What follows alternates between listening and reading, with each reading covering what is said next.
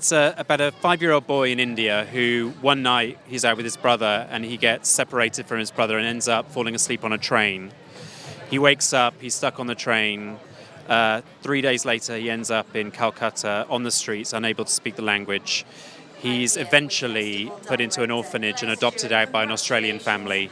And then 25 years later, he's turned into Dev Patel, and he hears about this sort of program called Google Earth, and he's able to finally pull together his memories and track, hopefully, a path home.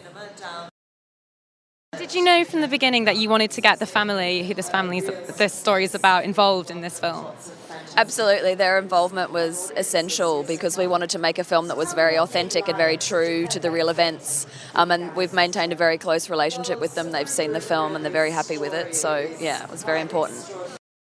It's pivotal for us, and it was, part of our promise to them when we took on the rights is that we would involve them in their thing. I remember being on set and being with real Sue, watching Deb Saru going to tell his girlfriend that he'd found home, and it was very emotional to be there because Sue felt that it was very much like that. It was very much a moment that we'd captured in the right way. So that's the biggest honour, really. Finding little Saru was a very big process. We did a big open casting call in India in 3 different cities. We saw about 2,000 kids.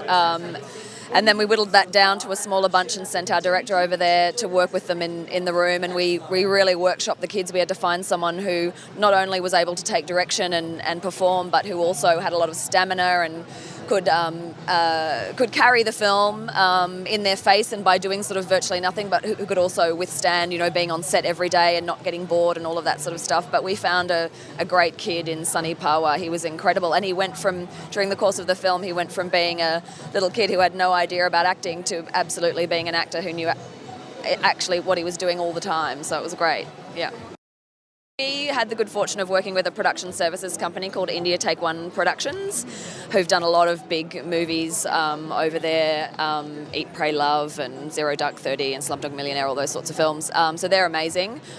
We shot a lot of the film in the actual places that the events took place, which meant we shot a lot of it in very, very remote parts of India with no infrastructure. So it was very, very tricky and very challenging, but with their help we were able to achieve pretty much everything that we set out to do, so they were fantastic.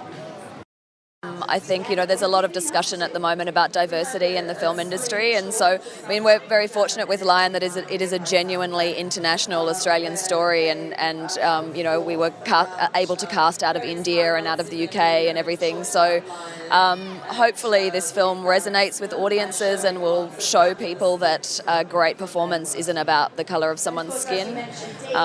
Yeah. It's vital, it's essential, it's storytelling. And I think an audience is interested in seeing the world reflected on screen and not this sort of skewed version of itself. And so I hope Lion, if people respond, will help what is getting a bigger canon of films that tell different stories. What do you think audiences are going to take, or would you like them to take from this story?